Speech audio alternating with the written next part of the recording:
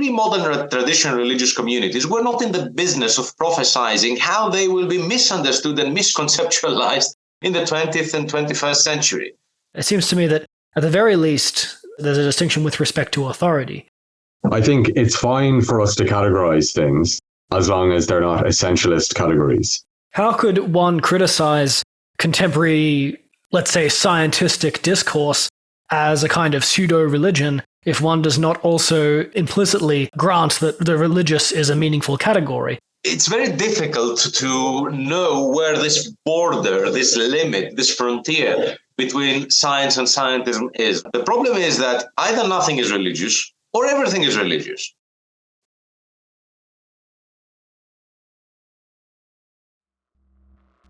It is change, continuing change, inevitable change. That is the dominant factor in society today.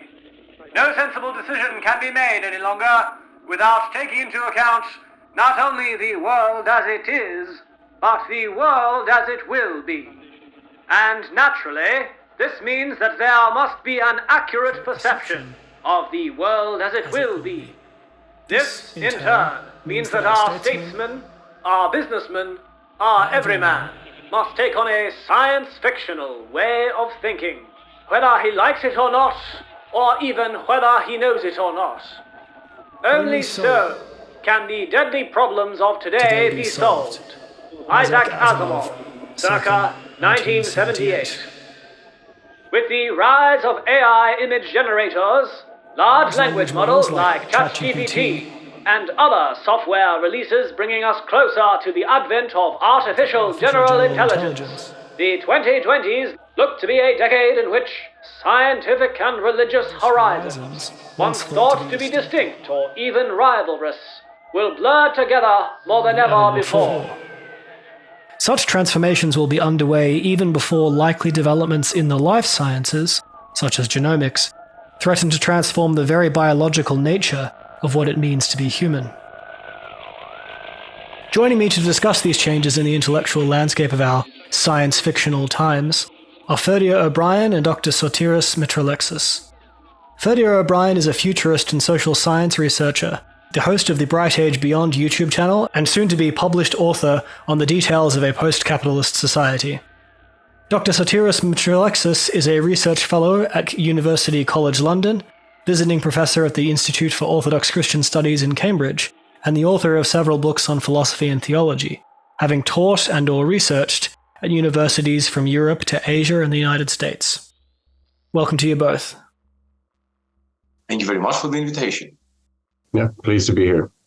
This is the inaugural podcast for my YouTube channel, The Long Count, and I wanted to begin the discussion here today with a quote from the highly influential book of Genesis, which has, oddly enough, crept back into, I'd say, relatively mainstream, at least conservative, political discourse with figures like Jordan Peterson and the associates at the Daily Wire, among many others, as a touch point for contemporary political conversations. It's Book of Genesis 1:26-28 in the King James Version.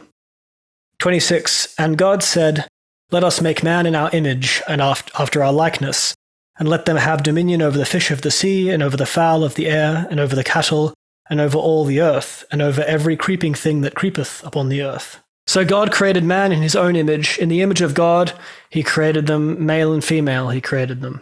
And God blessed them and said unto them, "Be fruitful and multiply, and replenish the earth and subdue it." This passage may be read from 2023 as describing the contours of the present culture wars with respect to issues surrounding the natural environment, such as ESG, and the social environment, for instance, debates surrounding sex and gender identity. Or at least that is what one would be led to believe by the favored talking points of conservative commentators in the corporate media, for whom texts like Genesis and the traditions which they gave birth to are of imperishable importance. So Sotiris, can the use of religious language from texts like Genesis be helpful when debating issues of social or scientific policy? And when is the use of such language harmful? Well, the three words here are religious, language, and, scriptures, let me put it thusly. The very idea that scriptures are to be read as history books or Wikipedia articles or the constitution of a state, a legal text in the contemporary sense, or a manual for assembling a coffee machine, as it were, is quite a modern idea, quite a modern understanding. In all the preceding centuries, at the very least in the case of Christianity, on which I'm more well versed to speak about, this was simply not the case. For example, even when Augustine would write in the 5th century a text on a literal interpretation of the scriptures, this is nowhere near what we today understand by the word literal. This is a very post-Reformation Protestant development. The idea that, for example, in today's words, in today's discourse, the Bible would be a scientific text over and against scientific texts of the sciences. And this is mainly also an American phenomenon today, although unfortunately also an export product of the United States. But the idea that this is the traditional way in which religions, if we are to use that word, because that's the next part of the discussion, necessarily see the world, etc., and by definition over and against other modes of knowledge, this is new. This is not something we had. This is not a recourse to tradition. This is not going back to the past. But when you started, you mentioned Asimov's phrase, the accurate perception of the world as it will be. Even more important, perhaps, is an accurate perception of the world as it was, in the sense of not succumbing to the, to use a word in this context, to the sin of anachronisms, of projecting to the past contemporary understandings of how the world would be, how the people would think about things, etc., which simply was not the case.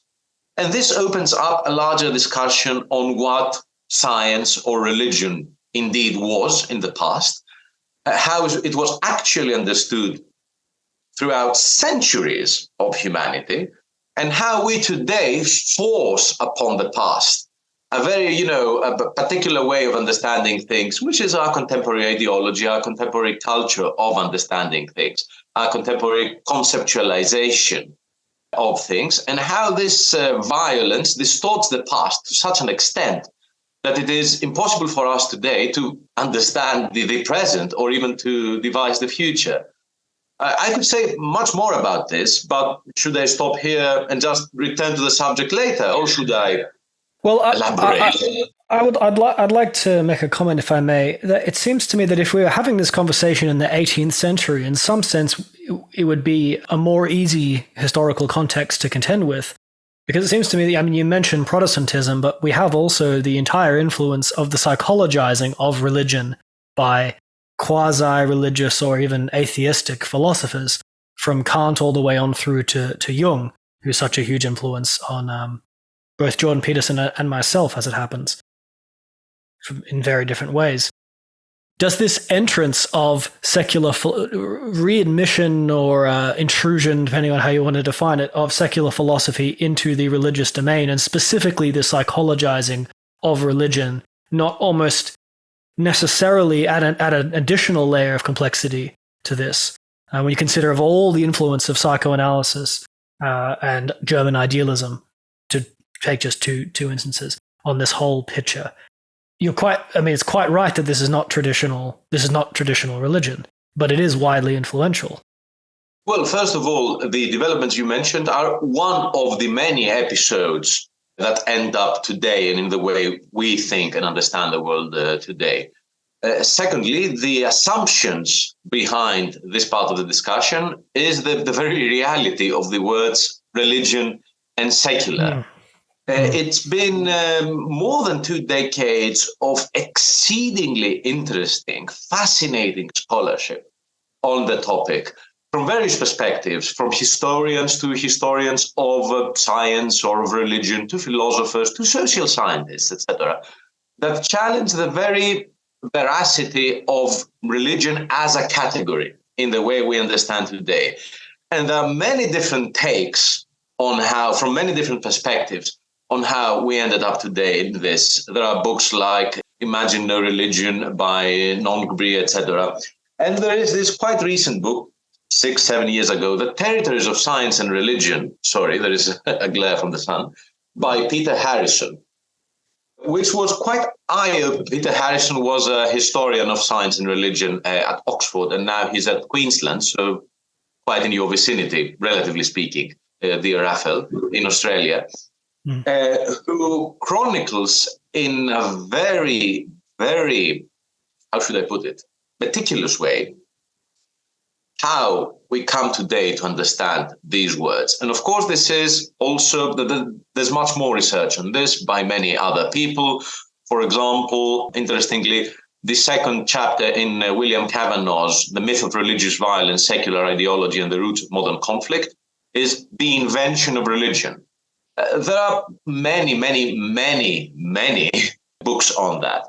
And there we see that the very words that we use today, science and religion, which we take as self-sufficient bodies of knowledge, having a claim to the truth, or at the very least, to a correct pathway towards the truth.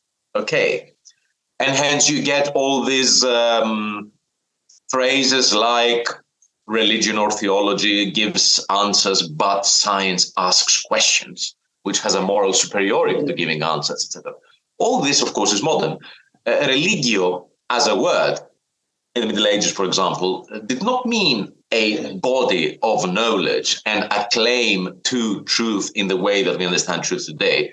But the word itself meant more like a moral quality of piety, of being pious, whereas scientia, science, was a moral quality of knowing, etc.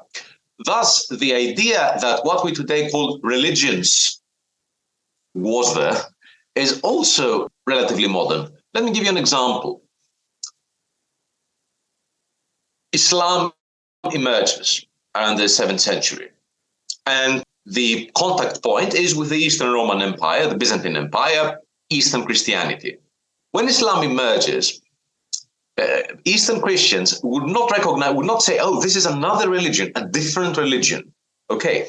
They would say, this is a Christian heresy, monophysitic heresy, etc. Which they did for a long time.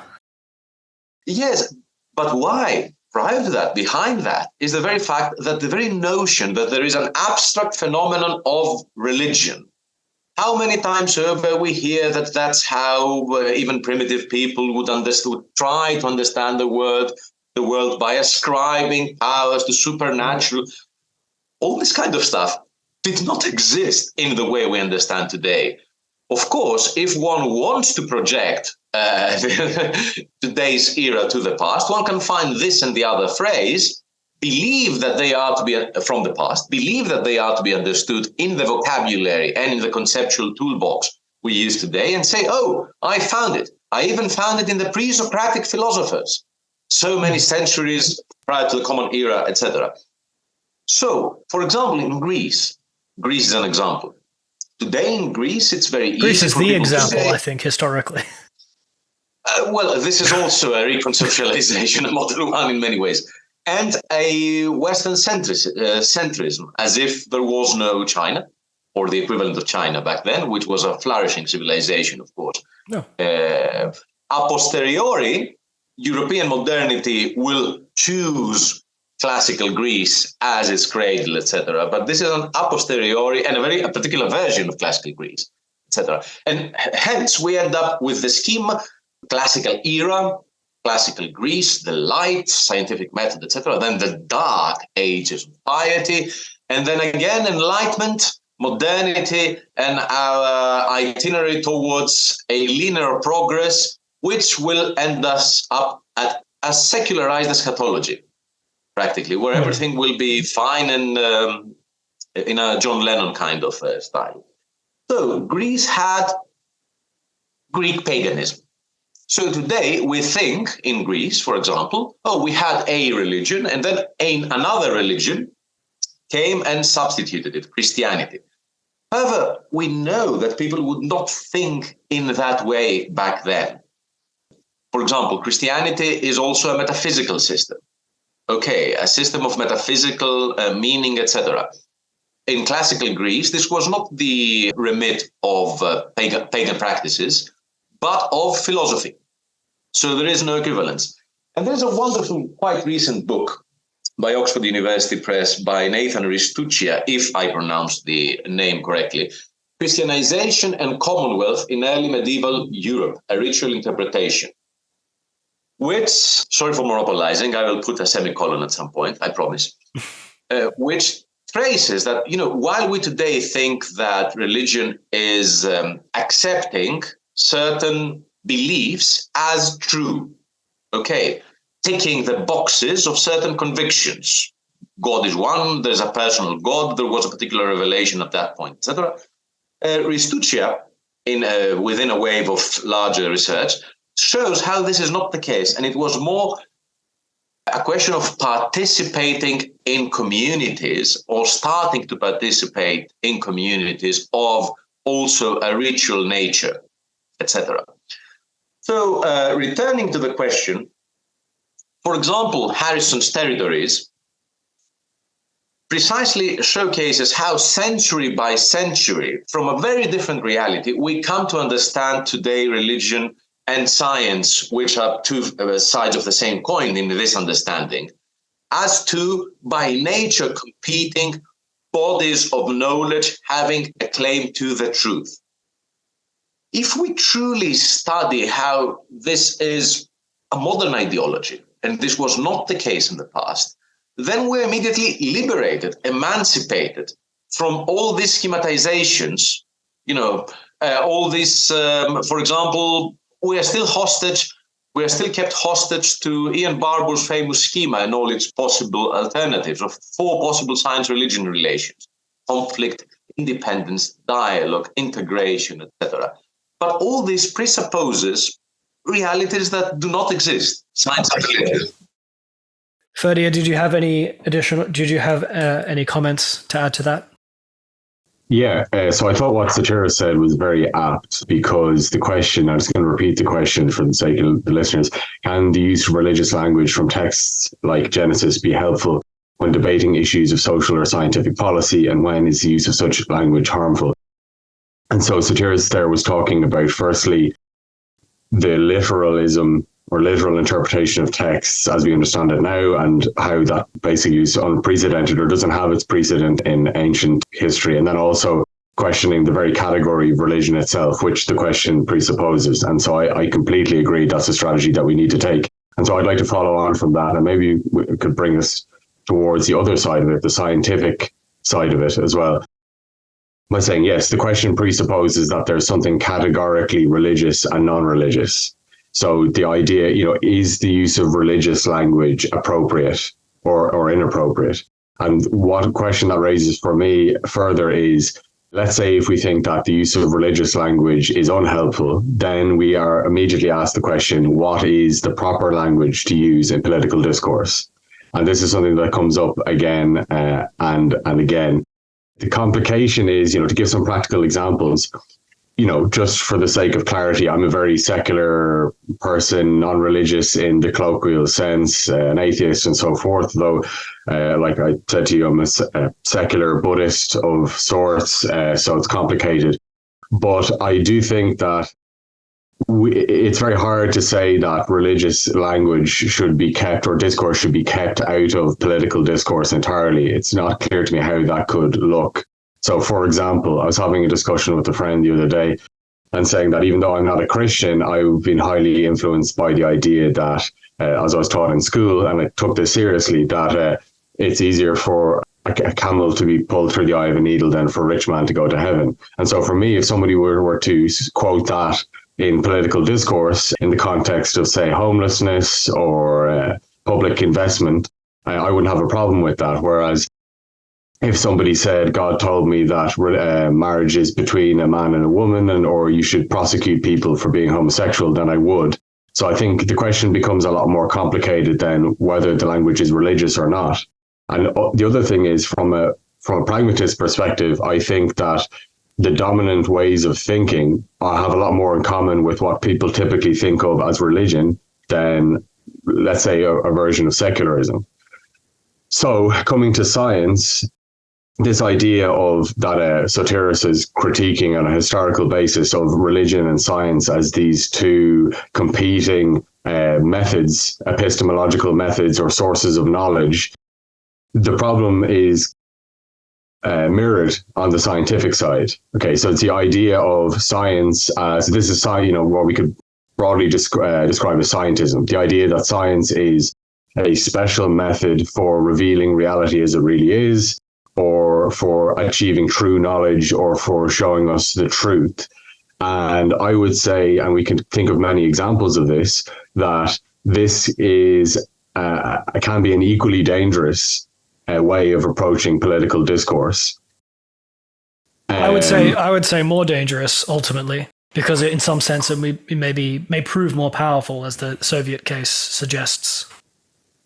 Yeah, I think it depends on the context. Like if you look in the history of Ireland, over the last 100 years, certainly the Catholic Church and theocracy and the religious mode of organizing society and discourse has been far more dangerous. But in other places, it's the reverse, where, in supposedly secular societies where scientism rules. And this is what I meant when we were talking before about the shift from theocracy to technocracy. You replace one clergy, an ecclesiastical clergy, with a technocratic clergy of scientists, engineers, and economists. So if we move past the idea that the proper form of language to use in political discourse is religious or non-religious, then we have to look at more concrete aspects. And that brings us immediately to things like authoritarianism, dialogue. Like I said, this is the last remark I'll make, and then we can see where we go. Coming from the pragmatist perspective, my conception of science is very different to the scientific realist conception. Okay, that science is about the revelation of reality. For me, along with the other pragmatists, science is an ethical project. It's a communal project of human agency. That's really what has happened since the scientific revolution. And there's no coincidence that science has gone along with technology. So if you look at science like that, then it becomes a much more contingent discussion about what things are more or less useful in practice, rather than science has a special method and we have to stick to that, and we have to speak politically with reference to its axioms and so forth. Yeah, I mean, look, utility is not an uncontroversial standard, or even usefulness more broadly, as you would know. But I just want to push back a little bit, if I may, on Sotiris's original answer, see if we can come to something of a distinction. There seems to me that there can be a lot more nuance and, frankly, patience and peacefulness in academic discourse surrounding religion than there is oftentimes in diplomatic or political discourse surrounding religion. It seems to me that even if we ultimately decide that religion as a term is unhelpful, surely there is something that can be said about the distinction between the religious and cultural traditions to the west of Kashmir, let's say, and to the east of Kashmir. Whether we want to attribute those differences primarily to historical contingency, or whether we want to argue, as I would, that they have strongly influenced by climactic factors like desertification in the Middle East. There does seem to be a big difference in many respects, between the monotheistic varieties of religion in the western part of the Afro-Eurasian continent. I'm just arbitrarily using Kashmir as a standard, and the eastern part, where the religions of East and South Asia can scarcely even be described as polytheistic. They're typically more of a panentheistic or philosophical or cultural variety. There does seem to be, at the very least, one major distinction between East and West, which has a historical and theological basis. Is there not? Well, again, many words and categories are useful up until the point that they are not properly useful anymore. So we can use some terms in order to discuss, but we must also be aware of their limits. For example, you mentioned religious differences. Ferdia mentioned the question of the categorical distinction between religion and non-religion. The first question was about religious language. Well, because these questions are important, I think we should really ask ourselves about their limits. For example, religious language. You mentioned Genesis. is mindfulness religious language? Is wellness culture religious language? Is the very trendy today discussion in the US concerning essentialism versus nominalism, by the way, a medieval theological distinction, on gender religious language, whether there is gender essentialism or not, etc., etc. So, if the discussion, not our discussion, the general discussion in the world, in the public sphere, is to be serious, we have to be aware of the very limits of these words. Because it's very easy to say religious language and refer to the Bible while not being aware that mindfulness, wellness culture, nominalism versus essentialism in gender, etc., that these are not religious language. That's why I insist. It's not a magician's hat trick or a theologian's perspective to elude, to shy away from certain answers, etc. If we are not to discuss such issues in the way that political parties would discuss that is with ready-made categories, but really look to the deep, then we have to reconceptualize certain issues. For example, in the very beginning, you mentioned Jordan Peterson, which now appears as a defender of religion and traditional culture, etc. Well, Jordan Peterson is anything but, a specimen of somebody coming out of traditional religions and giving witness to them. Actually, he's neither was Immanuel Kant, though. Neither was Kant. It didn't stop him having or Descartes didn't stop them having devastating effects. The effect is one thing, and I will also mention a counterexample shortly. But still, you see that even the defenders of religion, for example, whatever that might be, and whichever particular religious community that might be, because if a word makes sense, this is religious community, communities of meaning, purpose, ritual, and community, rather than, again, a check boxes in order to be ticked with convictions.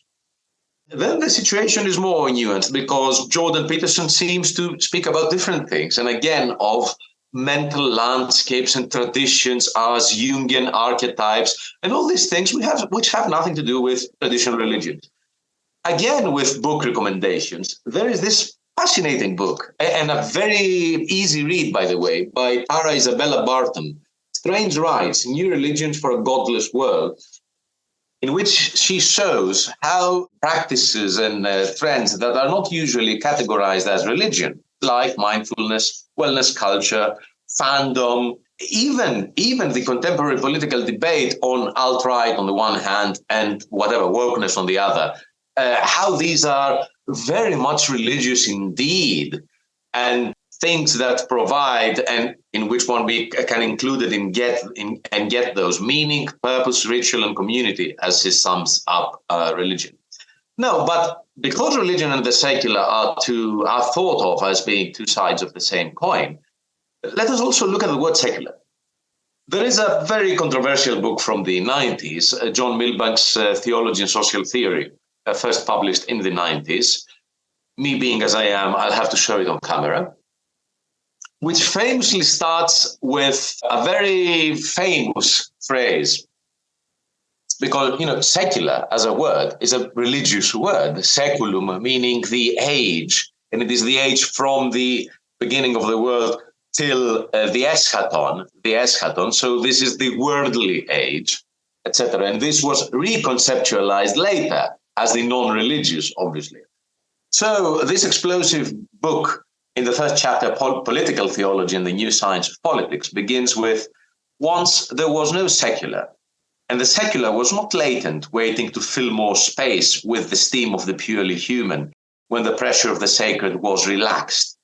Instead, there was a single community of Christendom, in the Christian case, obviously, with its dual aspects of sacerdotium and regnum. The seculum in the medieval era was not a space, a domain, but a time, the interval between falling the eschaton, where coercive justice, private property, and impaired natural reason must make shift to cope with the unredeemed effects of sinful humanity. The secular as a domain, I'm continuing my quote, had to be instituted or imagined, both in theory and in practice. This institution is not correctly grasped in merely negative terms as a desacralization, etc., etc. And let us take a look at a more modern example, more contemporary example. Back in the 50s and the 60s, there was the secularization prophecy. There was near consensus in sociology, social theory, etc., that due to the assumptions that date back to the very cradle of modernity as an era, that because science advances, progress arrives, etc., religion being a thing of the past, a relic from times when we couldn't think straight, because we were mindless drones due to being pre-modern, how orientalizing this is historiographically, by the way. The secularization thesis or prophecy would profess that by the 21st century, religion would disappear. To quote the main prophet, the sociologist Peter Berger, in a New York Times article from 1968, a short quote, by the 21st century, religious believers are likely to be found only in small sects, huddled together to resist a worldwide secular culture. This was the epitome of how social science thought at the time. Now, this very same Peter Berger, 30 years later, in The Desecularization of the World, Research in Religion and World Politics, 1999, would say, quote, "My point is that the assumption that we live in a secularized world is false." I stress that this is the same person who said quite the opposite 30 years ago. The world today, with some exceptions to which I shall come, is as furiously religious as it ever was, and in some places more so than ever. This means that a whole body of literature by historians and social scientists loosely labeled secularization theory, his theory, by the way, is essentially mistaken. In my early work, I contributed to this literature. I was in good company. Most sociologists of religion had similar views, and we had good reasons for holding them. Some of the writings we produce still stand up, although the terms, etc. The key idea of the theory can indeed be traced to the Enlightenment. The idea is simple. Modernization necessarily leads to a decline of religion, both in society and in the minds of individuals. And it is precisely this key idea that has turned out to be wrong. It's certainly useful to understand that religion is not about to disappear. The belief is still quite prevalent among intellectuals, secular intellectuals. But religion is a kind of backwards phenomenon that with rising education will increasingly disappear. That's not happening. It's not going to happen. Peter Berger, The Desecularization of the World, 1999, who previously was the prophet of the thesis. And now, who is the most important religious intellectual today, the most impactful religious intellectual today? May I get short answers to this, to my mind, rhetorical question? I think it would be someone in the Islamic world whose name I don't know. That would be my guess. In the Western world, in the Western sphere, the most impactful... I consider Islam a part of the West, as I was hinting in the past when I made a distinction between East meaning East and South Asia and West meaning to the west of Kashmir, which I think is a more historically appropriate division of East-West. But if you want to say in the Anglosphere, Anglosphere. Anglosphere. Ferdinand? I don't know. I'm drawing a blank here. The Pope, perhaps? Yeah, the Pope wouldn't be. Well, given all we discussed previously, and your beginning passage, the passage you began with by Asimov, my response would be Yuval Noah Harari. Because Yuval Noah Harari is indeed the prophet today of a religionized version of techno-messianism, of scientific messianism, etc. His impact, which is also an engineered impact, of course, there is a recycling of what the world wants to hear and how the thinker that says what the world wants to hear receives it, etc. Yuval Noah Harari is the epitome of the prophet of an inexistent, by the way, science that will save us in very religious ways, in very religious terms. Immortality will be delivered to us by science. Of course, he also adds up his second thought that it will be only for the rich, etc. He tries to portray himself as an objective thinker that does not take sides, although he's a very much like the religious prophets of old. This is precisely science fiction as a religion, science fiction as a religion. And to show how he lambasts, he's lambasting religions in a very facile way, by the way, is also fascinating. For example, might I just interject there? I want to, this is a very interesting discussion, but I want to pivot, if I may, to a following question, perhaps skipping over the East-West, the geographical dimension to this, the geopolitical dimension to this question, because it is interesting. To stick with the epistemology, before we come to futurism and techno-religiosity, as you say, I want to put up some defense for what is, after all, a widely influential distinction between religion and science, and see whether you can counteract my defense. I just want to go over to, briefly, if I may, the NOMA question, because it seems to me that there is, even if all that you say about the historical complexity of religion and science and how the distinction was historically constructed is correct, there is evidently a distinction between how authority is exercised in different domains. For instance, a religious authority makes different types of claims and is received socially different to an authority on literature or poetry as compared with a scientific authority, or somebody who's regarded as an authority on astrology or the I Ching. It seems to me that at the very least, there's a distinction with respect to authority. I want to ask a question about non-overlapping magisteria, but before I do, Ferdi, did you briefly want to comment on any of what Satyrus was saying? Let's keep going, but I'd like to say something about the non-overlapping magisteria. Okay, all right. Well, I'll ask that question now, and then we can come back to Harari. So Stephen Jay Gould, the paleontologist, put forward his influential designation, influential but much criticized distinction of non-overlapping magisteria, which is the essential idea that there are religion and science form two distinct fields of relatively non-overlapping, hence the non-overlapping part, and relatively exclusive authority, with science dealing with a domain of facts and religion dealing with a domain of human value. And this is built upon a history of epistemology which essentially views religion as having been dominant prior to the 17th century, and then science becoming increasingly dominant after the 17th century with the Age of Enlightenment and discovery. To quote from Stephen Jay Gould, "NOMA represents a principled position on moral and intellectual grounds, not a mere diplomatic stance. NOMA also cuts both ways. If religion can no longer dictate the nature of factual conclusions properly under the magisterium of science, then scientists cannot claim higher insight into moral truth from any superior knowledge of the world's empirical constitution.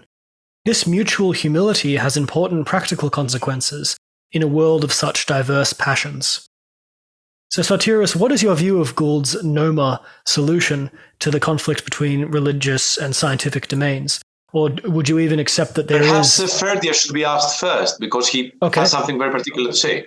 Okay, sorry for... That's perfectly right. What is your view on Gould's NOMA solution to fact-value conflict between religious and scientific communities? Yeah, this is a very good question, and I think it cuts straight to the heart of the issue, for me anyway.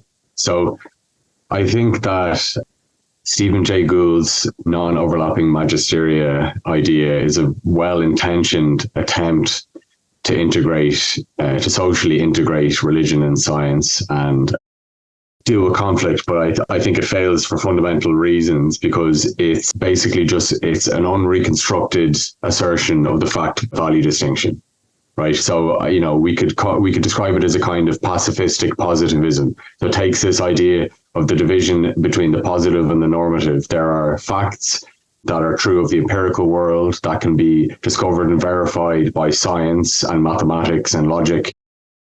And then there's the normative world of norms and feelings and sentiments and morals and ethical judgments and purposes, and never the two should meet. The difference here is that rather than like other positivists rejecting the normative world, Gould is saying that there should just be toleration between them.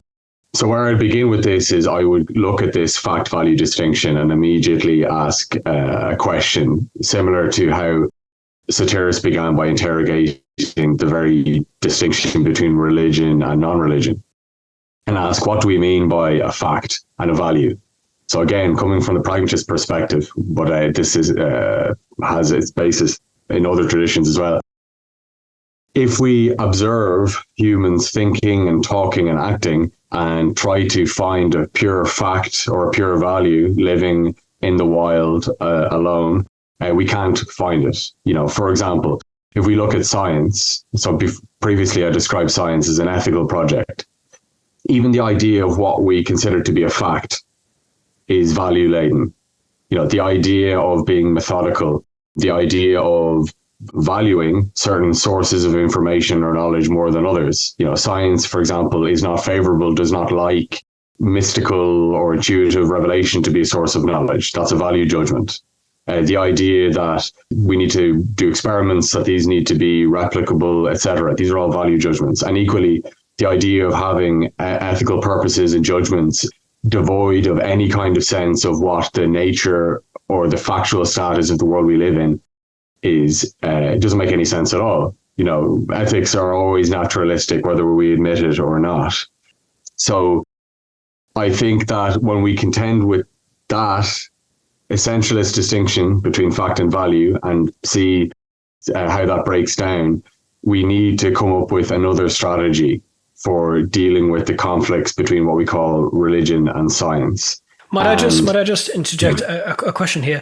Does your position here vis-a-vis pragmatism ultimately, correct me if I'm wildly off course, ultimately result in us saying that there is a kind of emotivism, that there are no propositions which aren't, in some sense, not just value laden but affect laden as well, which would bring you to a more radical position vis-a-vis the nature of propositions? Yes, except pragmatists wouldn't describe themselves as emotivists and said, you know, and like ethically speaking, sentimentalists. I mean, I'm. But you wouldn't. You would. But you are. But what I'm saying is, you're rejecting a certain. You're rejecting a certain standard of scientific objectivity, though. Yes, absolutely. To a pragmatist, the idea of objectivity is a nonsense, as in the sense of objective means getting away from. It's a non-perspectival position. Pragmatists would say, please find me this non-perspectival position. And what you'll actually find is a particular human in a particular place and in a particular time with a particular background, with particular human limitations and capacities saying something. But, and then this is going off into something else, but so what that doesn't mean is throwing science out the window, throwing care as regards knowledge out the window, but it does lead to a radically different position. I think it's only from this position that we can understand things like the conflicts between what we call science and religion. And we immediately go then into political and social struggle. And like you brought up earlier, you're talking about if we look at religion sociologically and think about it in terms of authority and democracy and these kinds of things, I think that this is much more fruitful. And I'll leave my comments there and Satirists can come in. Okay, so Satirists? Well, we started with a question of religious claims, and then we went to NOMA. May I comment on both? First of all, religious claims, scientific claims, etc. The claims themselves have little to do with religion or science. They have much to do with power. They have much to do with politics, and politics is also a question of influencing public discourse and how people think, rather than the religion and the science themselves. Apart from that, it's important to note that when we discuss how religion is not traditional religion that predates modernity, is not how it is offered to thought, how this is offered to thought today, we also have to be aware of the fact that religious people or religious thinkers are not parachuted to our day and age from a different day and age. So they very much think in the way we all think, obviously. They are not aliens, which also means that their understanding of religion in the public sphere will very often be the understanding furnished to them not by their religion, but by the way we think about those things today. The gravitational pull of today's modes of thinking is greater than how traditional religion would think of itself. Also because pre-modern traditional religious communities were not in the business of prophesizing how they will be misunderstood and misconceptualized in the 20th and 21st century. So while, for example, economically speaking, the Christian gospel is obviously as left-wing as anything can be, and the patristic witness, John Chrysostom, etc., the early centuries of the church, etc. And today you can see that both in the US and in Europe, the politically active figures that are also vocally religious are usually right-wing and might even embrace, for example, even libertarian capitalism. Obviously, this has nothing to do with what the religion would profess. Would you like to comment, or should I go to NOMA? Well, just briefly, in response to some of your comments there and previously on Harari, how could one criticize contemporary, let's say, scientific discourse as a kind of pseudo-religion if one does not also, in some sense at least, implicitly grant that the religious is a meaningful category? And furthermore, how could you also not distinguish between religion and magic or religion and occultism if you don't grant the importance of religion as a category? Is there not at least a necessity for these terms negatively, if nothing else, or as means of juxtaposing against the other field? And isn't that what NOMA helps us do ultimately, differentiate things by way of comparison? Well, all these clarifications, if you'd like, about religion, etc., their practical aspect is the following one. First, that thinking that there is an abstract phenomenon of religion in which particular religions are instantiations which are similar, comparable to one another, whereas mindfulness or or political claims in the alt-right and the wokeness in the US are not religious. This is problematic. And also that there is the non-religious. The implication is that it challenges our understanding that there is the non-religious, etc. The problem is that either nothing is religious or everything is religious. Because if it's a question from truth claims to community and meaning, etc., this is the crux of the problem, in my opinion. So again, making these distinctions or non-distinction between religion and magic, etc. There is a wonderful and very dense chapter by John Milbank in a CUP book on science and religion, edited by Peter Harrison. I don't know whether this has already been published or whether it will be published. But anyhow, it is precisely on this and magic, by the way. You will find that immensely interesting. Anyhow, returning now to both the question of scientism and NOMA, etc., as Ferdia said, obviously this is a very well-intentioned approach. Yet there are also some advances in scholarship. It's one thing to try to devise a good system, be it Ian Barbour's fourfold schema or NOMA, etc., for somehow, making these two self-sufficient and competing, ostensibly, bodies of knowledge somehow be able to live together, etc. Or a first approximation, at the very least. Yes, the fact that there is now scholarship in history, in this field, in that field, in the other field, that challenges the assumptions behind this is important. And I don't see NOMA being anywhere near in solving the problem for a number of reasons. First of all, for example, we mention science.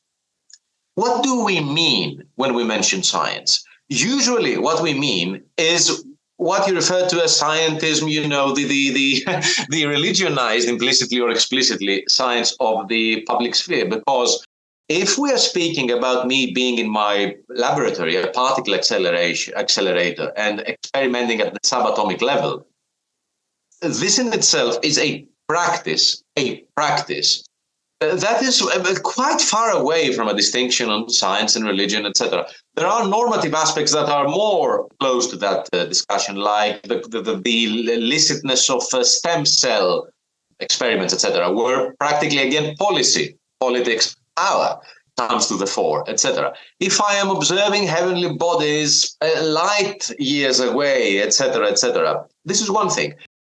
It is when the whole question of the science-religion debate concerns science to the extent that this enters the public sphere in a popularized and implicitly or explicitly normative level.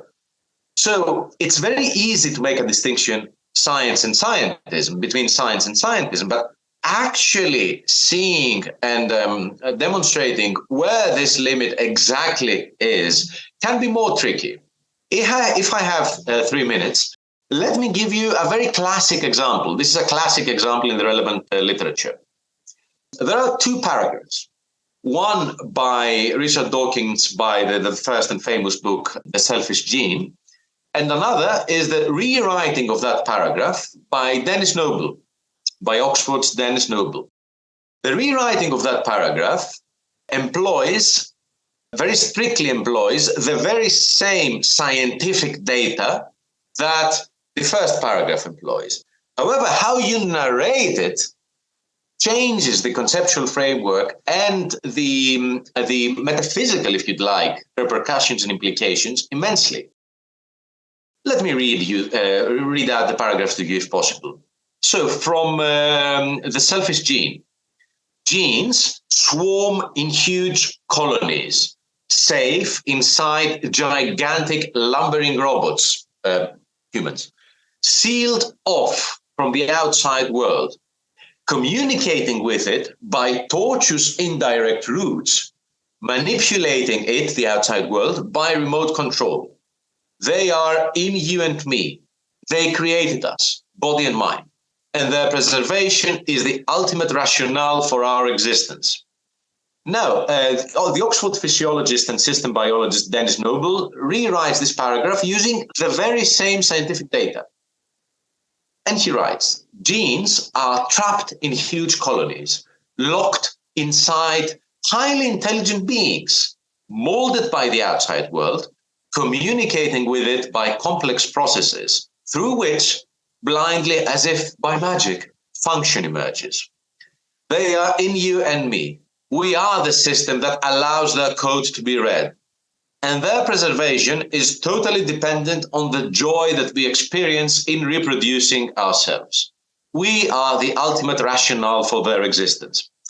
This is a classic juxtaposition of passages because it shows how the very same scientific data, from the moment they are narrated in layperson's terms, they become a metaphysical, a religious, if you'd like, narrative, a narrative with religious implications and repercussions. What I'm trying to say is that it's very difficult to know where this border, this limit, this frontier between science and scientism is. What I'd like to underscore is that when we, everybody, not we three, discuss about science in the public domain, religion and science, etc., we usually mean religion and science outside of the laboratory, etc. There are even some claims as to whether there is a distinction between science and scientism, whether there can be a scientism-free religion. This is by David Schindler. If you Google David Schindler scientism, you can take a look at that. So it's a very complicated situation in which very well-intentioned schematizations like Ian Barbour's scheme, like NOMA and everything that lies in between. NOMA, which understands also religion as a collection of truth claims and propositions to be accepted or denied, which is not how religion thinks of itself, even if contemporary representatives of religion think of it in this way because they are contemporary and not parachuted to our current age. So unfortunately, it's much more nuanced of a subject than one that would lend itself to final and beautiful solutions. That's how I think of that. And yet these are subjects which are routinely simplified in real-world social environments and political contests. And so there's this... If I may just add one comment, may I interject? Sorry. Please. Because this all started with religious language, etc., language as power, well, this is a classic of postmodern theory as well, etc. Language as power and the normative claims of language, etc.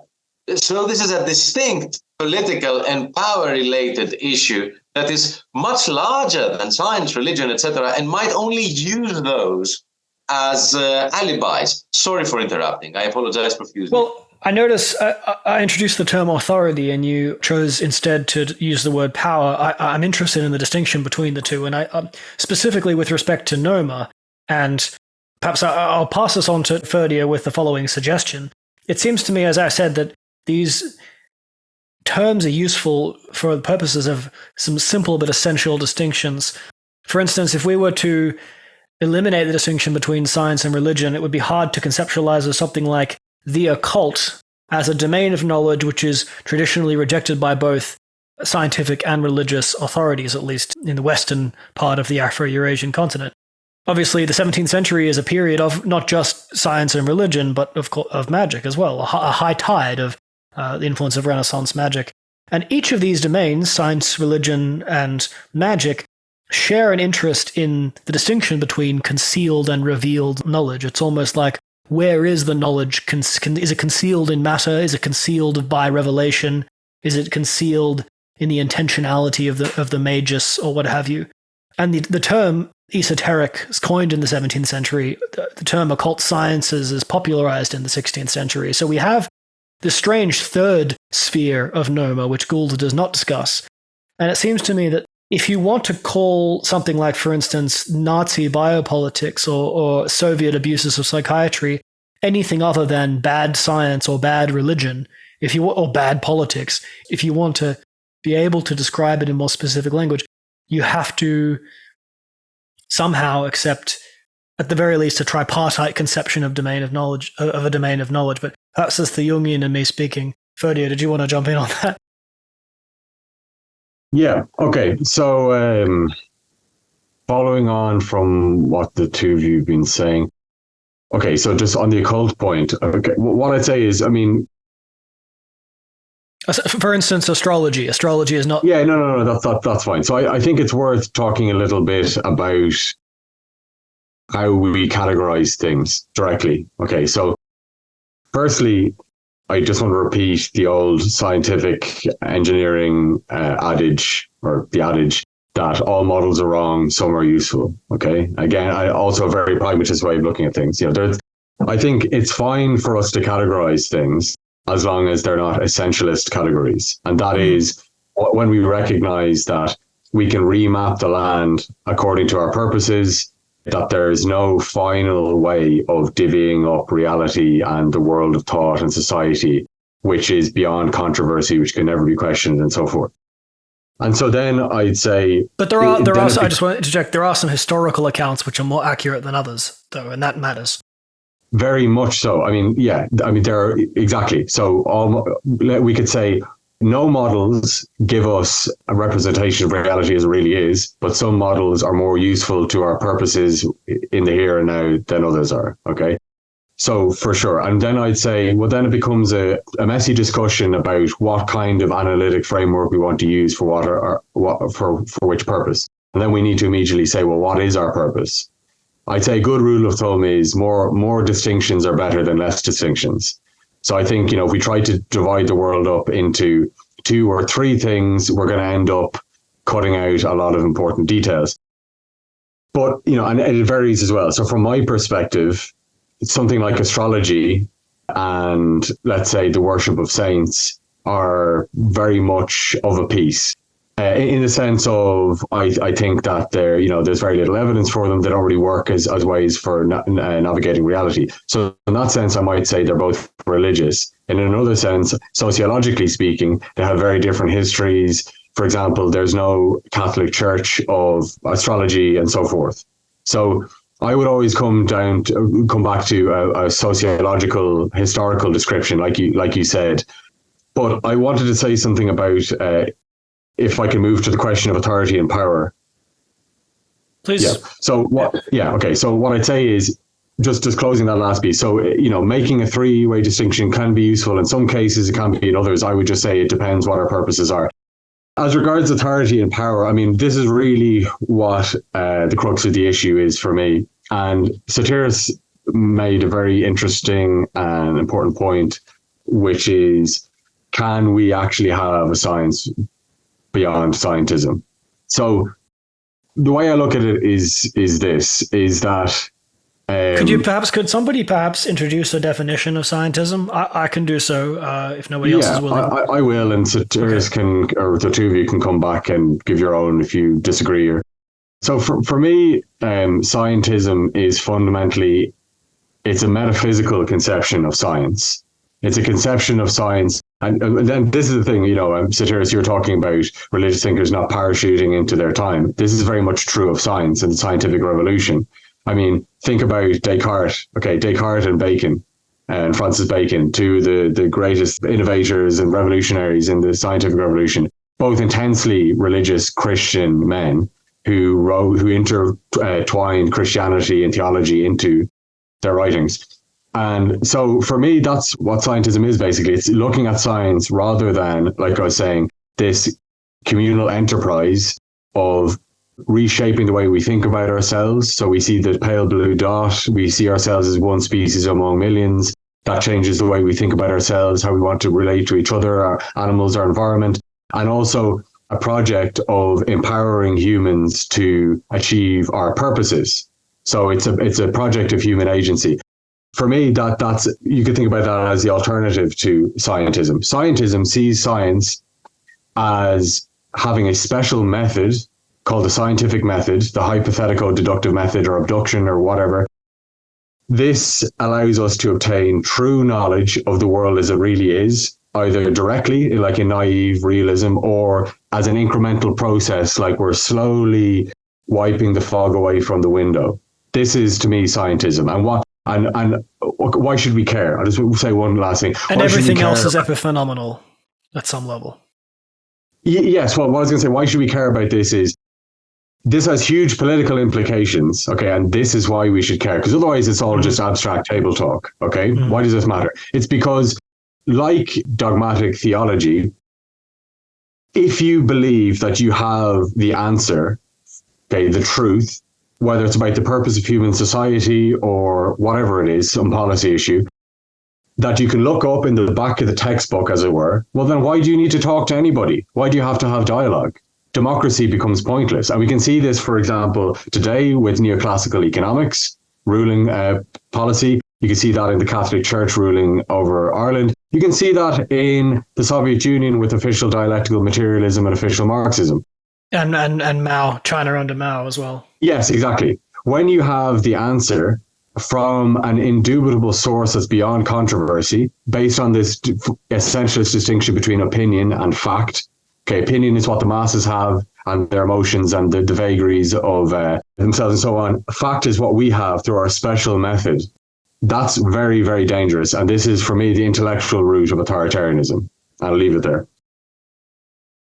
I just want to very briefly make the point that in this sense, scientism is almost being used as a subcategory of technocracy, as a particular type of rule by experts, in this case, scientific experts, which might suggest that in some ways a theocracy is the original form of technocracy, with the original experts being the religious, in ancient Babylon or Sumer or what have you.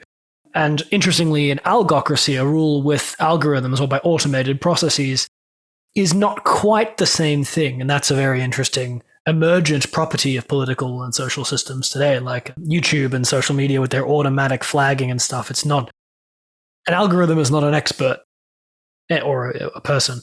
But nonetheless, Sotiris, would you like to come in on those points?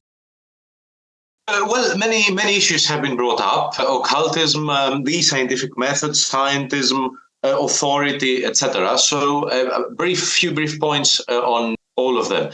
First of all, well, a working definition of scientism, as I have invoked it now, implying or explicitly proclaiming implications of scientific data that are not necessarily dictated by said data.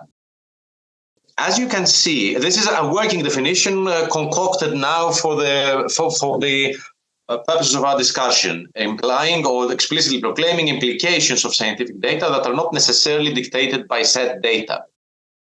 as you can see, the issue is a very thorny one, because practically any theory that is not, only, for example, Einstein's famous formula on energy and mass obviously isn't scientism, because this is a scientific formula of a physical equation.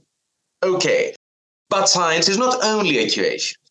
And we also do science in order to understand the world, which, however, entails that you will, to some extent, have some scientism. You want to devise a theory based on scientific data in order to understand the world. But this theory, to the extent that it's not only equations, will also, implications that are not necessarily dictated by the data will creep in. I'm fascinated by intellectual history because there you can see how one thing leads to another, etc., etc. So Bernard Lightman's, who is a historian of science, work on 19th century England, is an academic at the University of New York in Canada.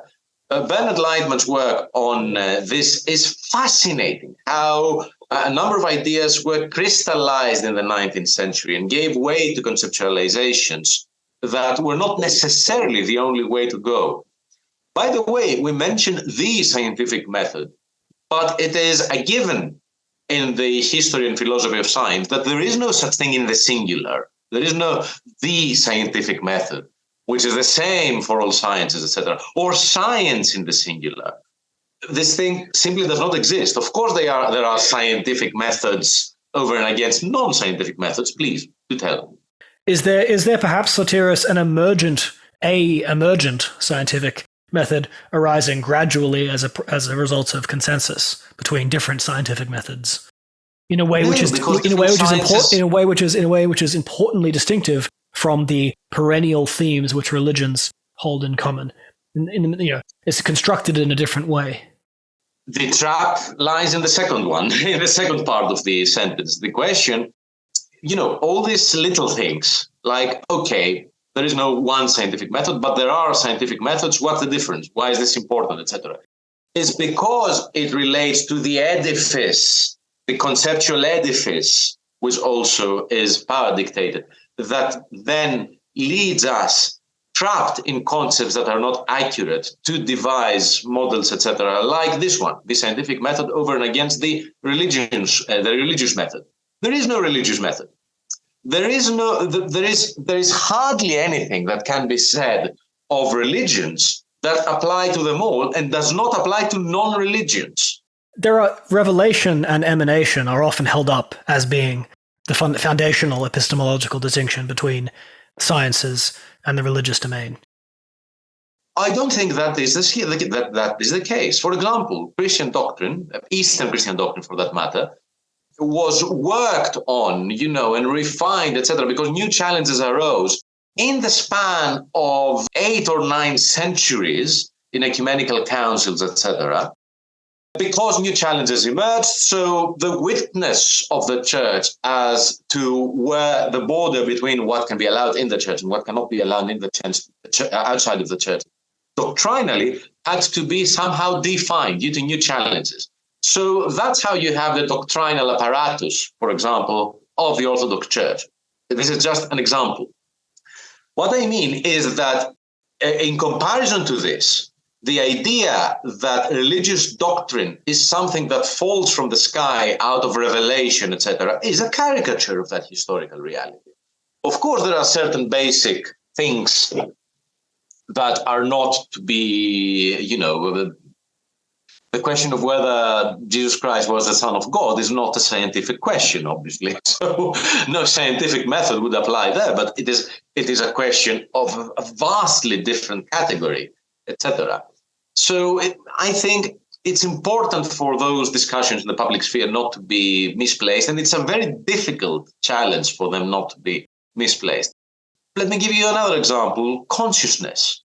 Science has not conclusively decided whether consciousness is an epiphenomenon of the matter of the brain or not. We have indications that the latter explanation might be more far-fetched than the former explanation. But these are working hypotheses, and there are also counter-arguments, like Nobel laureate John Eccles, etc. What I'm trying to say is that, for example, everybody thinks that science says that consciousness is simply an epiphenomenon of the brain. We know a ton of things about the brain and consciousness, but saying this as conclusive scientific evidence is not scientific. Okay. It is the majority hypothesis right now. This is just an example. Now, you mentioned occultism. And very tellingly, you mention in its intellectual history and the history of the term, the 16th and 17th century, which are precisely the centuries where all these things become crystallized. It is post-Reformation, which is a pivotal moment, post the printing press, which means that all these developments are interrelated. You know, the printing press suddenly amplifies the ability of the individual to theorize for him or herself in ways that were not the case before. Theorizing does not necessarily mean arriving at correct conclusions or having as any scientific method in your premises and arriving at a conclusion, but still. So the fact that this term as a categorization comes from those centuries is very telling. And yet in the Arabic version goes back, as you know, goes back to the beginning of that millennium. So perhaps the etymological history. The word for that is truly comparable. Is it a word that is accurately translatable in the same sense as all the implication, repercussions, and nuances of the word occultism as it was developed and emerged in the 16th and 17th century?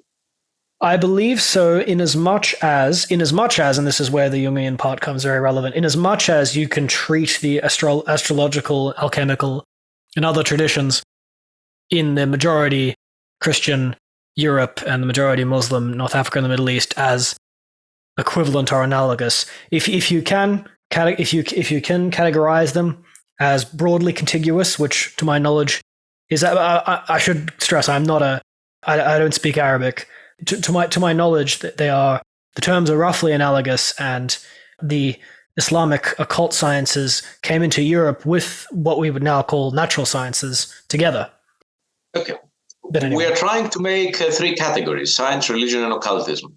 Was Isaac Newton a scientist, an occultist, or a religious person? All three. Okay. And there's another thing as well. But as a product of his time. Obviously, alchemy is not science in the contemporary sense of the word and does not have any scientific method. By the way, the itinerary intellectual history of science, which began as natural philosophy, which was religious in nature, is also particularly interested. And again, I cannot recommend this book adequately, along with all other books. But now, today, we have quantum physics and nuclear science, which is literally a transubstantiation of elements. Mm-hmm. It literally achieves, sorry for stressing it that much, the aims of alchemy. Actually, and we're pursuing the elixir of life as well. Yeah. Well, this is what Harari tries to do with technology. This is techno-messiah. This is another thing. But as far as they're serious. They spend a lot of money on it. Jeff Bezos is currently giving millions to the Altos Labs in order to practically enhance his life expectancy. Anyhow, alchemy is literally achieved today as the transubstantiation of elements, in the sense that in the context of nuclear science, one element of the periodic table can turn to a different element of the periodic table due to the addition or a removal of a proton, a neutron, or whatever. So you see how arriving at a very strict distinction between those things, which would be conceptually accurate and do justice to the historical itinerary of all these terms and practices, would be problematic. Because, for example, arriving at such notions as, written in stone historically, necessarily, for example, shies away from looking at the fact that science itself began as natural philosophy. If I remember well, natural history would be the precursor to biology. Natural history, I think so. I'm almost certain, etc. Yeah, so that's correct. Philosophy. Playing with this natural philosophy as the precursor of physics and natural history as the precursor of biology. So you see, arriving at such trans-historical conceptions with a claim to accuracy is a very thorny business. Now, you mentioned authority.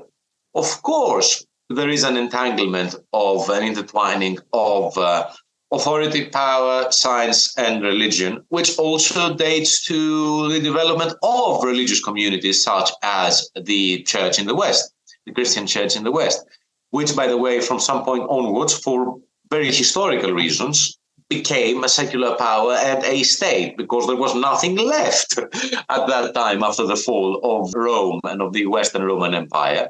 So practically the church took over in the West. So if you see the magisterium, the authority, the truth claims, for example, in the very long Catholic catechism, etc., you can see their precursors to all these religion as truth claim understanding of today, was later turbocharged by Protestantism and particularly evangelicalism, particularly of the American variety, which now, for God's sake, literally, or in a more pagan sense, by Jove, tries to read into Genesis a historical document. For example, saying how many centuries or thousands of years there are since the beginning of the earth.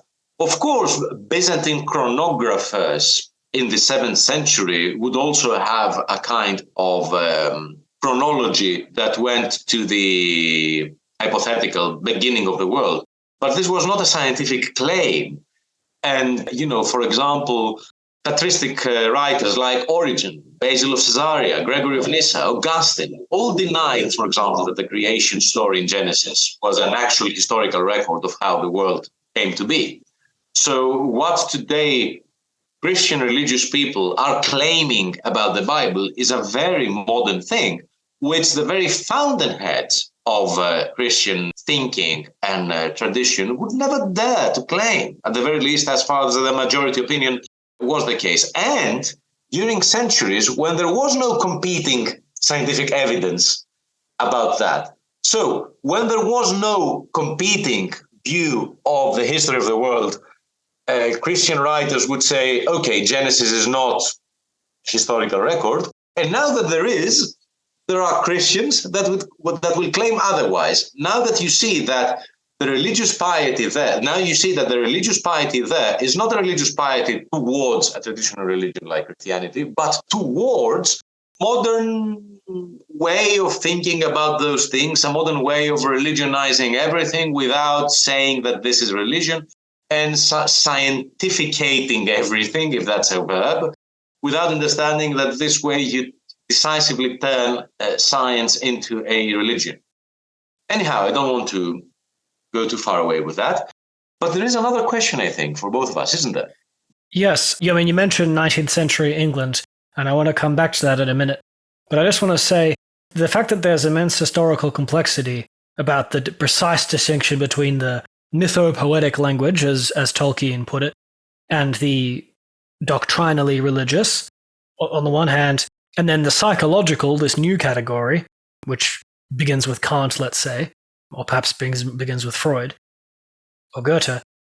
The fact that it's difficult to precisely differentiate these categories doesn't solve the fact that there are real sociological difficulty in present society in speaking languages which are accessible to different people or not accessible, forms of inclusion and exclusion, the reason that they are constructed the way that they are, and the reason language is used in one context and the other. These real political and social problems don't seem to be much solved by complexifying the historical picture, especially when you consider that, again, as I say, pluralism has always been more readily tolerated in the academy than it has been in any given society, and that seems to... There's a disconnect here, I think, between the aversion to generalization and the preference for speciality and deconstruction in academia following the Second World War, and its embrace of complexity. There's a distinct tension between, I think, that trajectory and the persistence of intractable social and political problems, which would require some more simple equations or perhaps formulations to solve. Also, you mentioned Protestantism again, but what was not mentioned was the German idealism, and specifically the atheistic forms of historicism, which become Hegelianism, positivism, historical materialism, and the like. Or as you referenced earlier in the conversation, what did you say? Secular apocalypticism or secular eschatologies. The Hegelian idea of progress. Yeah, I think that discussion, the secularization of apocalypticism and the secularization of eschatology, is a huge topic and a really important one to touch on. I just want to mention that because it hasn't featured centerpiece here, and people who are not as familiar as you are with the history of Protestantism wouldn't necessarily get that connection. So I just wanted to bring that up. Now, a big theme in this conversation has been universalizing, and the extent to which we can universalize and create a trans-historical definition or differentiation between these categories. And you mentioned the particular intellectual legacy of England, and I'd say also the United Kingdom more generally, in the modern era. Which brings us to the great transformation of our times, which is the so-called, controversially dubbed Great Convergence between Eastern and Western GDP or economic development, and all of the cultural exchanges and political shakeups that implies. And this is inevitably a major development in the history of religions as well as anything else. So I'll just provide some definitions here. So the Great Divergence is the description of the gap in economic development between primarily Western European powers, and particularly the British Empire, and the economies of East Asia, which had formerly been at parity with the West or had exceeded the West's growth in certain epochs. So the Great Divergence specifically describes the growth of per capita incomes triggered by the Industrial Revolution in Britain, which then spread to Western Europe and continued in a mitigated form until the early 1970s. It's a pan-European process in which Britain began to emerge as the leader in the second half of the 17th century. The Great Convergence, meanwhile, is a term which was coined in 2015 to describe the convergence between the economies of East Asia and primarily Western Europe, initiated in the 1980s by the Information Revolution, spearheaded by the so-called tiger economies of East Asia, such as Japan, China, and now increasingly also India. In longer term, the term Great Convergence refers to the weakening of the world system's core in the United States and England, France, and Germany, and the strengthening of the periphery. The focal point of this so-called Great Convergence theory is, of course, the rivalry between the United States and China, and the economic core, or the sociological core of that rivalry, is the convergence of the living standards of the Chinese middle class with those of their American counterparts. So this, as I mentioned, is a political and economic transformation, which is profound in the history of religions precisely because one could not conceive of two regions of the Afro-Eurasian continent which have such dissimilar religious groupings. One can think primarily in the Western case of the Abrahamic religions, Judaism, Christianity, and Islam, and the smaller varieties like Baha'i being predominant for most of the beginning, establishing a strong presence in the first millennium, let's say that.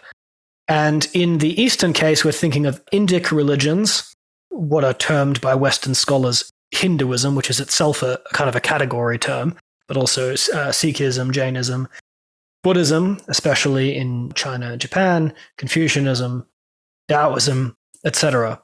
And there is, as we alluded to earlier, at least one major categorical distinction between these is with respect to ultimate reality, which is a term used by religious scholars to refer to what religions reference as the most real or important aspect of existence, which for the monotheistic religions of the West has traditionally been called God, and in the East has been referred to differently as things like Brahman or Tao, and in the case of Buddhism, nirvana, mukti, liberation. And there is a fundamental difference with respect to these conceptions of ultimate reality and all the consequences they have on how these different cultures conceive of value, both personally, interpersonally, at the social level. So there is also, of course, the so-called global north and global south, which, broadly speaking, global north refers to northwestern Europe, which we just covered with our west designation. But specifically, it is above, I get these mixed up, it's above the Tropic of Cancer, generally speaking, if I'm not mistaken. That's kind of the line where the United States, North America, and Europe go. And the global south is above the Tropic of Capricorn. This global south is also broadly what is referred to as the periphery of the world economic system, whereas the global north is that which is referred to as the core.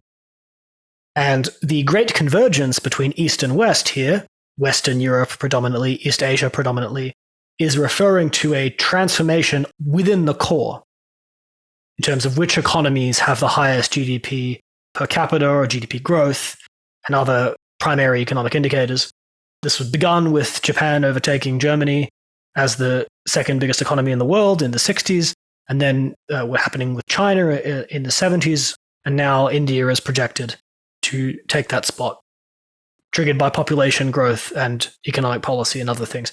So I'll start with a question for Sotirios. What does the growth of the Christian churches in the global south mean for the future of Christianity as a world religion?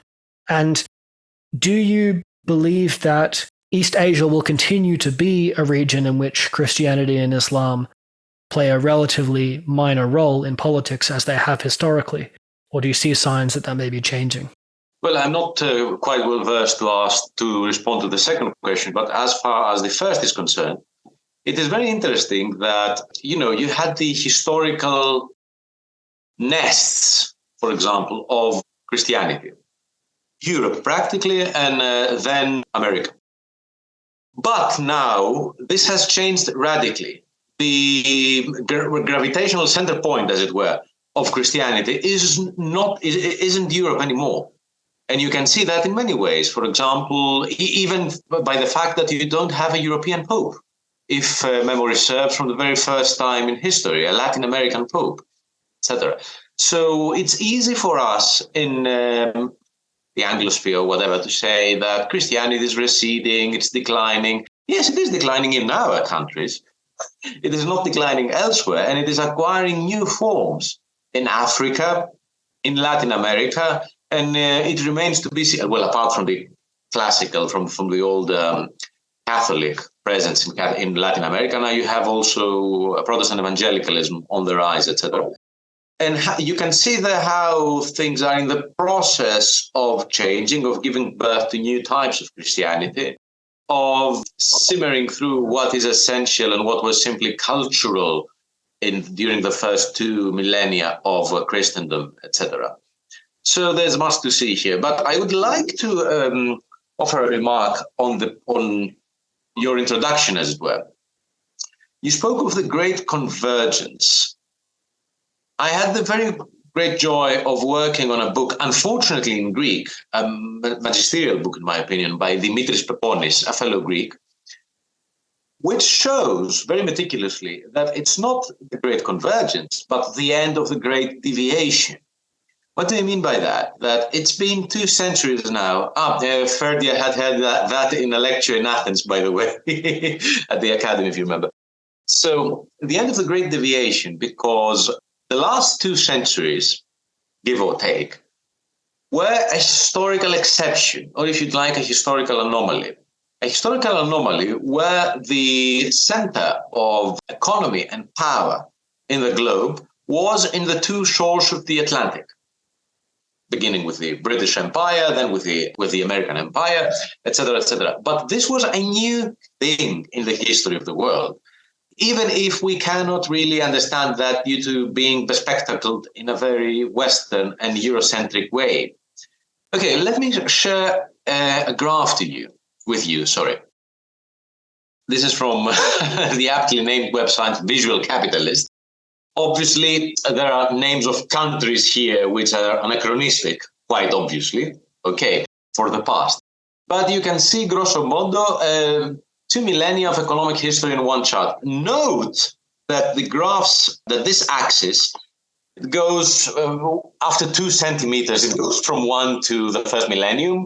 And then, and then it goes to decades. So normally, if it was more straightly arranged, the great deviation, which here is half of the graph, would be but a tiny bit, 2 centuries.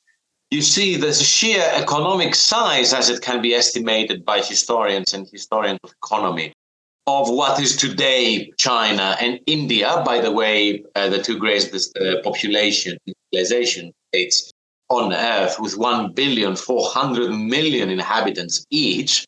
Compare that with the population of Europe, which was as important as it was in the 19th century, also population-wise, etc. And see how from 1 CE up until practically the beginning of the end of the 19th century and the beginning of the 20th century, and you can see here, that the great deviation starts where countries like the United States, etc., have more economic power, and how this ends. So, GDP, by the way, nominal GDP, must be quite a problematic metric to start with. Purchase power parity, GDP, might be more interesting.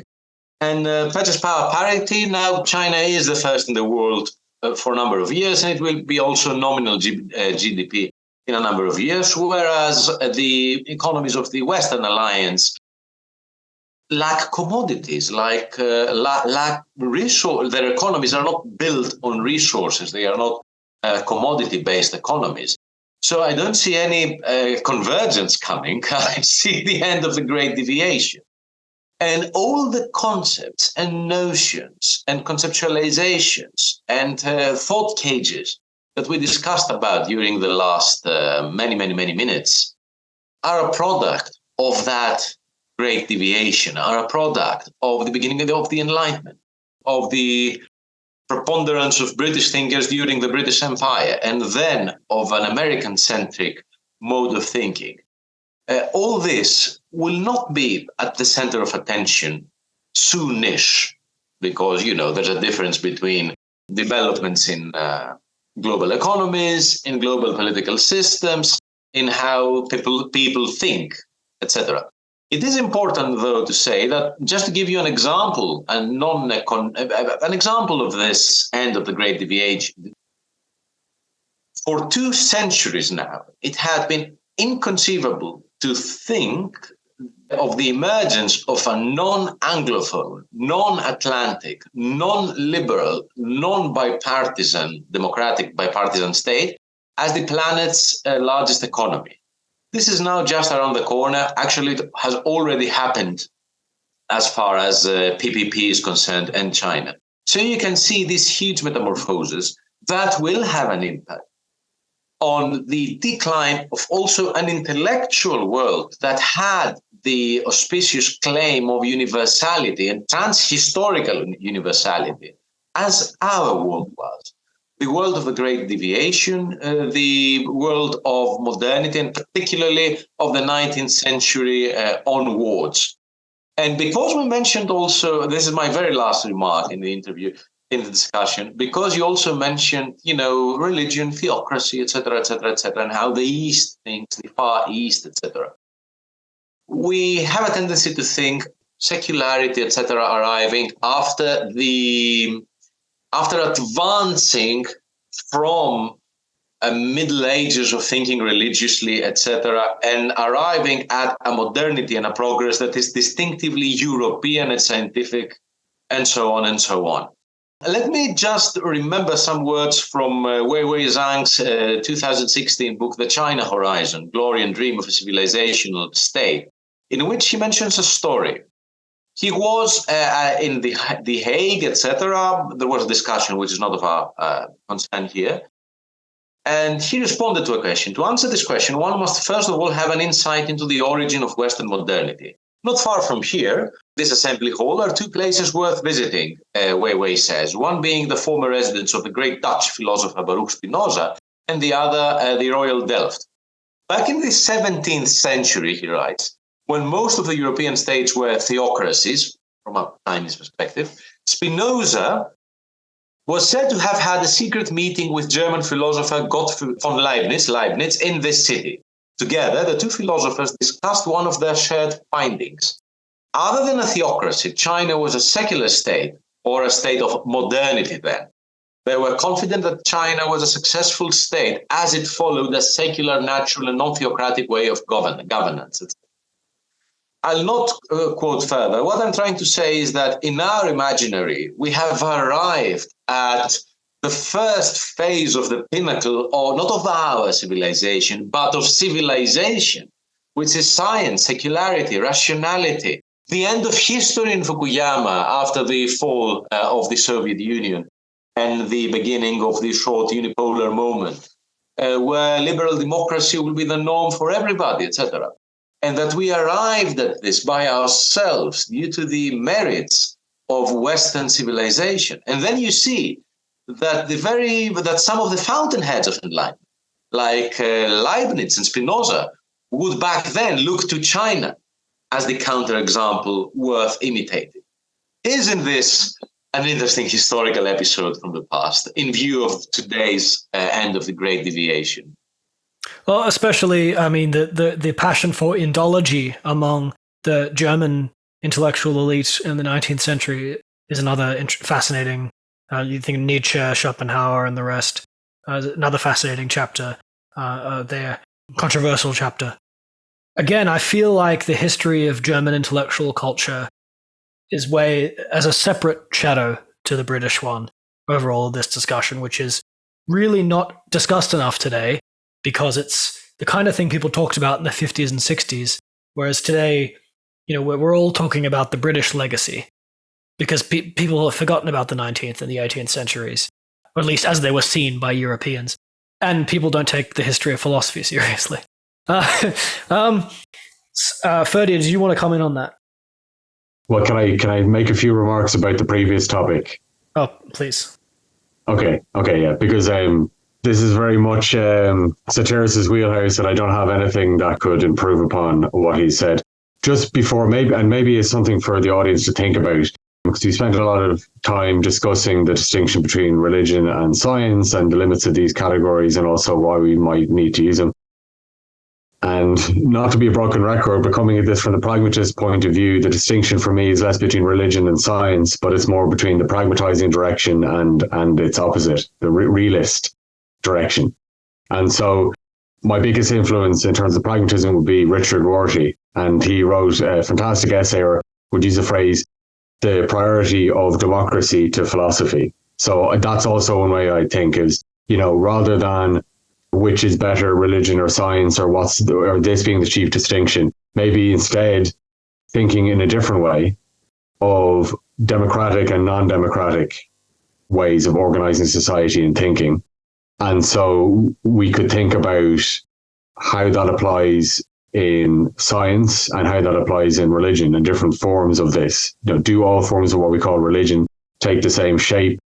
For example, if you had a religious community which had equality between the sexes, wasn't based on thinking deference and allegiance to a leader, wasn't hierarchically organized, could admit differences of opinion, allowed for the free discussion of ideas, etc., wouldn't that perhaps be more important than a rigid doctrinaire scientism which expresses itself through the rule of experts and a putative universal vision of what reality looks like? So there's more to say on that, but I'll leave that there. Well, it seems to me that the question of how to transfer the gains of the scientific revolution to the social sphere has been a major difficulty and source of controversy ever since the 17th century, and continues to be an interesting one with respect to things like democratization of knowledge. So by way of conclusion, it seems to me that much of what we've discussed today has to do, interestingly enough, even though we're discussing religion and science and the usefulness of universal versus particular categories, much of our discussion has revolved around the power or the limits of our understanding of history for our outlook, for our standpoint or our worldview.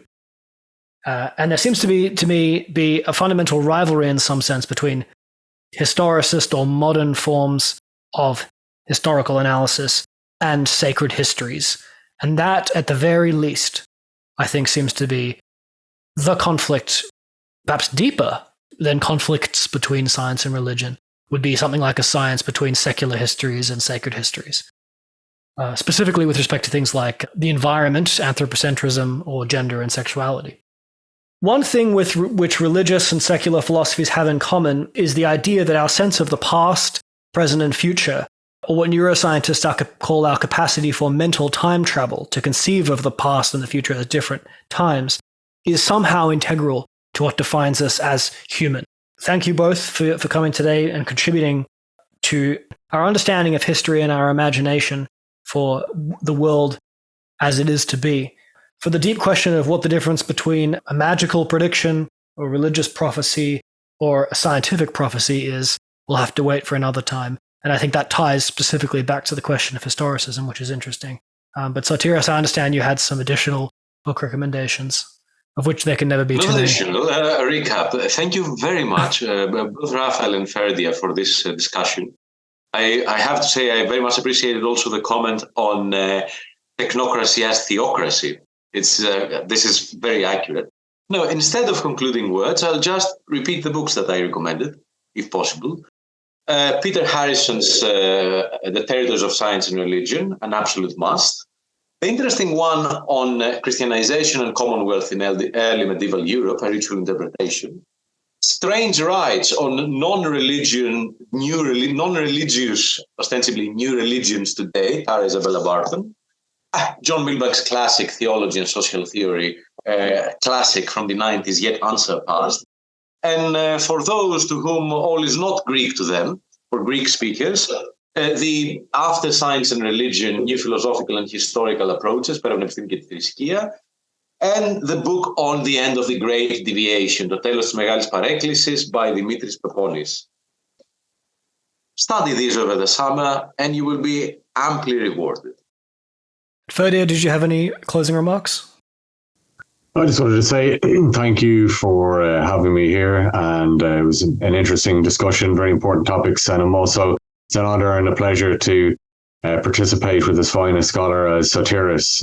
So that a man who I always point out whenever we meet has 3 PhDs, which I always find an amusing statistic. Not that this is the measure of a person, but if you want to follow me further, go to brightagebeyond.com and also DM25. And if one wanted to follow Sotiris, where would they go to? I don't know. No. Books. Buy a book. Journal articles. Yes. Google it. Google Sotiris Mitralexis. You'll find him. Thank you all. This has been the Long Count Podcast, and we'll see you all next time. Thank you for listening to the podcast. This next 20 minutes or so is the Overtime segment, in which I will feature a short discussion responding to comments and questions from previous episodes of the podcast. Seeing as this is my first episode, I will instead be reading 3 short excerpts, each of which are relevant to this episode's discussion, one of which is from a guest, one of which is my own, and a third of which is historical. Since we ran out of time to return to Dr. Mitralexis' critique of Yuval Noah Harari, I thought I'd read a short excerpt from his contribution to the 2022 book, New Directions in Theology and Science. Sotiris wrote Chapter 6 of this book, entitled An Unfortunate Communicatio Idiomatum, on the curious spectacle of 2 modern inventions morphing into one another in the public square. On page 107 of this book, Sotiris captures what is for me the essence of his critique of Harari, through his commentary on passages from Harari's 2015 book, Homo Deus, A Brief History of Tomorrow. In Homo Deus, Harari expounds his historical theory that, quote, Darwin has deprived us of our souls. If you really understand the theory of evolution, Harari writes, you understand that there is no soul. Sotiris cited the above and the following passage from Harari. Harari writes, quote, according to the life sciences, organisms are algorithms, and humans are not individuals. They are dividuals. That is, humans are an assemblage of many different algorithms, lacking a single inner voice, or a single self. Sotiris responds in his commentary, quote, Harari will speak at length of organisms as nothing more than algorithms. Thus, together with anything that could provide a unitary character to the inner self of a human being, while consciousness cannot be outright refuted, it must be downplayed, or rather, explained away. Naturally, the soul has to be attacked. However, it is hardly the case, in serious theology and philosophy, that the soul is seen as a thing, as an object, that either exists or does not exist. The complexity and depth to be found in the history of ideas in the concept of the soul is indeed vertiginous. One could perhaps rather simplistically argue that the mystery we today call consciousness has been called soul in other times, mutatis mutandis. Sotiris finishes his assessment of Harari's book with reference to one of Harari's quotes, which he cites approvingly, and I, for my part, also don't mind this Harari quote, though it does put an interesting spin on the preceding discussion of the collision of Darwinian evolution and philosophical or theological ideas of the soul. Sotiris writes, quote, it is peculiar, then, that a popular book with such simplistic aphorisms may also provide one of the most succinct descriptions of our current predicament. Then he quotes Harari saying, quote, modernity is a deal. All of us sign up to this deal on the day we are born, and it regulates our lives until the day we die. Very few of us can ever rescind or transcend this deal. The entire contract can be summarized in a single phrase. Humans agree to give up meaning in exchange for power. In the podcast, we heard definitions of scientism from both Ferdier and Sotiris. I first encountered the idea of scientism when I was about 16, reading a book from the 19th century called God and the State by the Russian anarchist Mikhail Bakunin. I discussed the topic of scientism in the soon-to-be-released Chapter 2 of my second video essay. What follows is an excerpt from that essay, in which I define and discuss the concept of scientism with reference to Bakunin. The term scientism expresses a general social concern about science being misused for ideological, self-serving, or other illegitimate purposes. It is used to criticize the improper uses of scientific methods or knowledge, and the associated misbehavior of scientists, especially when exercising undue authority over people, typically in allegiance with government.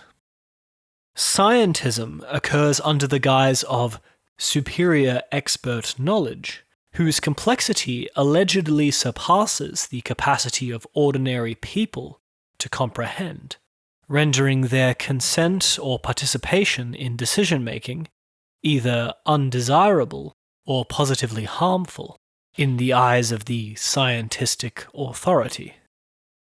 Scientism also has a secondary, related meaning, referring to the dangers of pseudoscience operating under the guise of legitimate science, by perversely imitating its language, style, and aesthetics.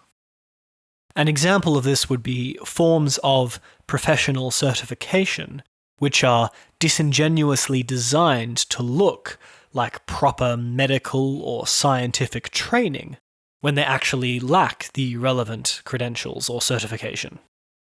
Far from being reactionary, anti-modern, or anti-scientific, This concern is actually quite widely shared, from religious conservatives through to unconventional, non-political authors like Jung, and even by some anti-theological and revolutionary thinkers, like the anarchist Mikhail Bakunin, whose critique of Marxism for its scientistic pretensions in the 19th century stands up as remarkably prescient almost 200 years later. Scientism, for Bakunin, is only the most recent, most modern example of how power tends to corrupt those who wield it. Bakunin summarized the rationale behind the fear of scientism, Marxian or otherwise, in 1871. Quote, "A scientific body to which had been confided the government of society would soon end by devoting itself no longer to science at all, but to quite another affair. And that affair, as in the case of all established powers, would be its own eternal perpetuation, by rendering the society confided to its care ever more stupid, and consequently more in need of its government and direction." And that's the end of the excerpt from the essay.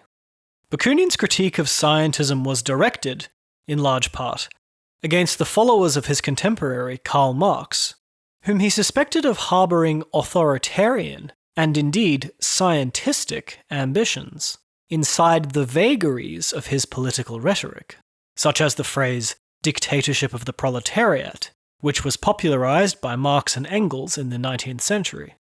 His critique of scientism is especially interesting, considering that Bakunin, himself a Russian, was just as enthusiastic about modern science, the Enlightenment, and his own emancipatory vision of socialism, as Marx and Engels were about their visions of socialism. I will conclude this podcast with a quote from Vladimir Lenin, the founder of the Soviet Union, in which he expressed his theoretical justification for eliminating the left-wing opponents of his Bolshevik political party, both in Russia and later abroad, in the name of his doctrine of, quote, modern scientific socialism. Lenin's scientific socialism would later be renamed by his successor Joseph Stalin into Marxism-Leninism, which became widely known in the West by the vague term communism. In this quote, Lenin writes of the need for his allies to educate the working classes on what he regarded as the proper understanding of socialism. That is, to eliminate alternative visions of socialism on the left, which differed from his own. This was an early example of his doctrine of the vanguard, or vanguardism. A brief point of historical clarification is needed about some of the language Lenin uses in the following quote. Because the Bolsheviks, whose name means majority in Russian, were originally a far-left minority faction of the Russian Social Democratic Labour Party, Lenin identifies his cause with the phrase social democracy, in a manner which we would now regard as anachronistic. Lenin was not referring to what we would now recognize as essentially reformist, parliamentary social democracy, nor even to the more radical vision of democratic socialism. Indeed, the purpose of Lenin's writings here is to critique and condemn what we would now call social democracy as a, quote, bourgeois, or what Stalin and Mao would later refer to as a, quote, right-wing deviation from his vision. In the same breath, Lenin also condemns the radical left syndicalism, or anarchism, originally espoused by Bakunin, as a left-wing deviation from his teaching, or to use Lenin's term as, quote, ultra-leftism. Suffice it to say, by social democracy, Lenin was referring to his vision of scientific socialism, as was represented by the Bolshevik Party under his leadership. I discovered the following quote in an essay by Ian MacKay, featured in the book Bloodstained, 100 Years of Leninist Counter-Revolution, released on the centenary of the Bolshevik Revolution, or coup, in 2017. It is cited as being from the 1975 Lenin Anthology, that is, a compilation of Lenin's essential writings. The quote is originally from Lenin's political pamphlet, What Is to Be Done, published 12 years before the outbreak of World War I, in 1902. What is scientistic about Lenin's argument here is the idea that the working masses, whom he claims to represent, are too uneducated to understand the nuances of political theory, to the point where what Lenin openly describes as their spontaneous affinities for either moderate left-wing social democracy or radical left anarcho-syndicalism would only lead them back, by bourgeois deceptions, to capitalist ideology. There was only one dogmatically scientific version of socialism for Lenin, which the working classes were lacking an education in.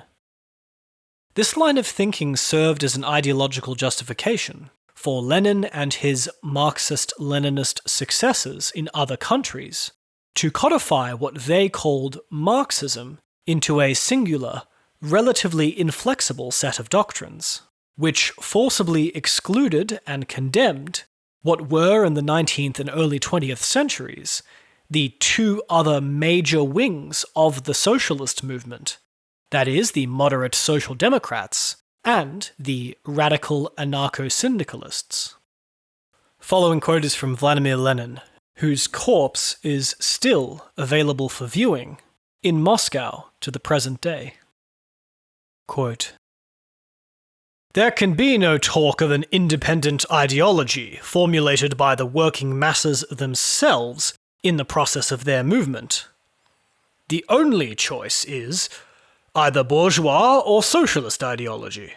There is no middle course, for mankind has not created a third ideology, and, moreover, in a society torn by class antagonisms, there can never be a non-class or an above-class ideology. Hence, to belittle the socialist ideology in any way, to turn aside from it in the slightest degree, means to strengthen bourgeois ideology. There is much talk of spontaneity, but the spontaneous development of the working class movement leads to its subordination to bourgeois ideology. For the spontaneous working class movement is trade unionism, and trade unionism means the ideological enslavement of the workers by the bourgeoisie.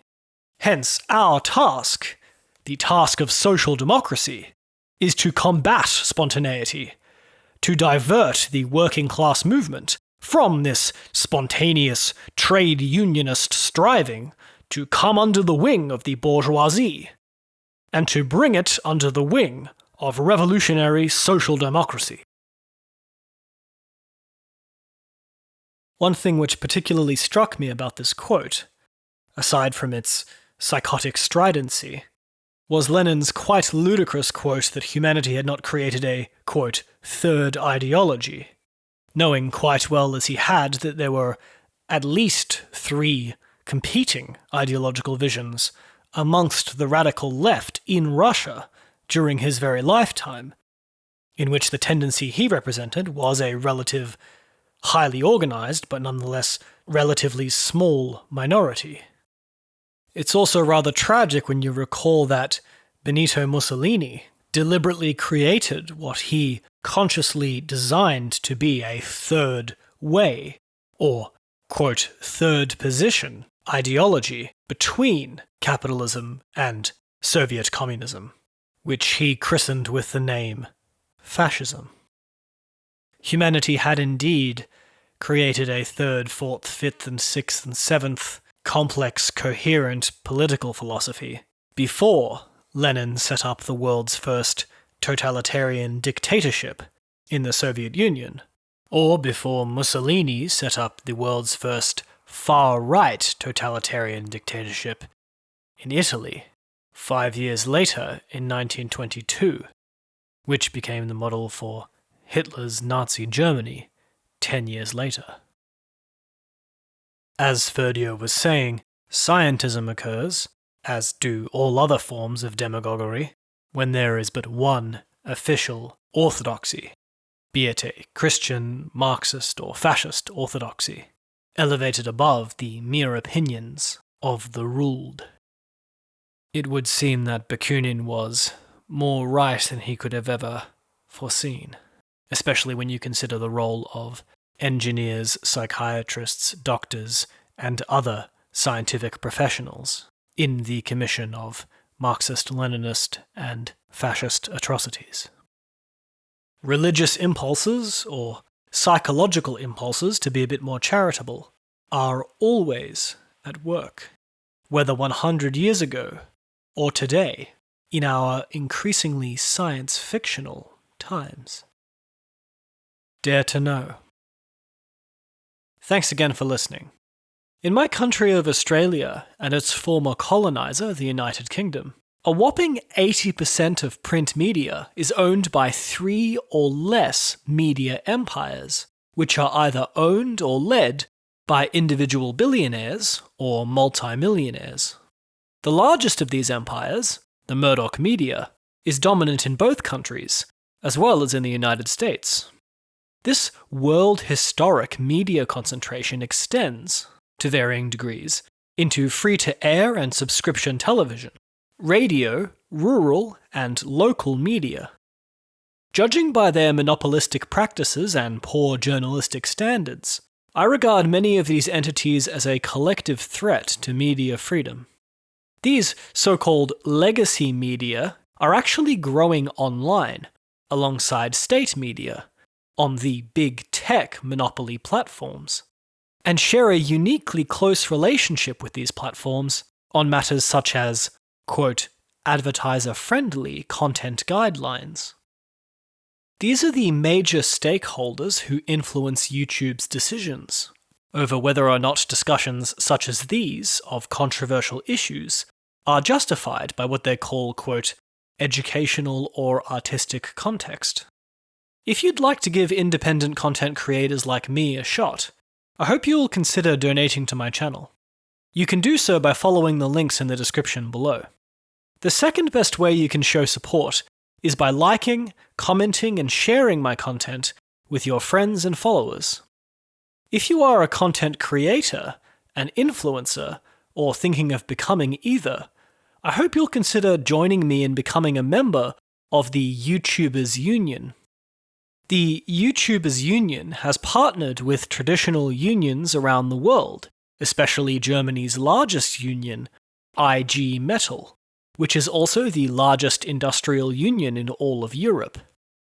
If there's one thing YouTube and other content creators can agree on, be they big or small, mainstream or controversial, it's that the standards for monetization and controversy are unequally enforced against creators, and often quite arbitrarily.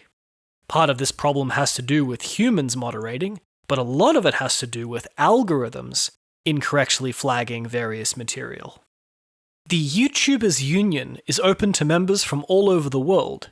It helps its members handle disputes with online platforms like YouTube regarding issues such as monetization and fair pay, whilst pushing for greater transparency, clearer communication, and representation for content creators in YouTube's decision-making process. Google's parent company, Alphabet, is worth over $1.6 trillion. Not only do they pay independent content creators very little, they regularly threaten them with demonetization, suspensions, and banning.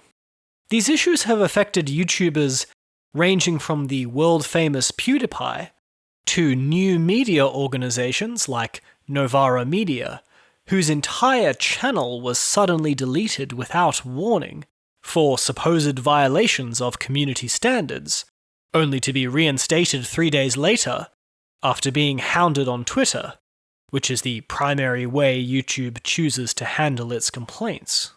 Suffice it to say, there were no actual community violations, which justified the deletion of an entire media organization overnight. It was just a mistake. Part of the macroeconomic reason that these algorithmic mistakes happen at YouTube so often is because YouTube derives the vast majority of its wealth from algorithms and its users, like you, dear listener, every time you're on YouTube, rather than from a workforce. Consequently, its workforce is tiny compared to how many algorithms are working at YouTube, and also in comparison to how many YouTube content creators, such as myself, that there are. It isn't just that YouTube is sometimes behaving poorly, it's also struggling to cope with its extraordinary, vastly technologically sophisticated monopoly. Worker representation in YouTube would therefore not only help things become a bit more fair and perhaps a bit more rational, but could also assist with the company's basic functioning, such that it wouldn't have to rely so much on algorithms, which are very good at following rules, and very bad at exercising discretionary judgment on complex material. Something to think about.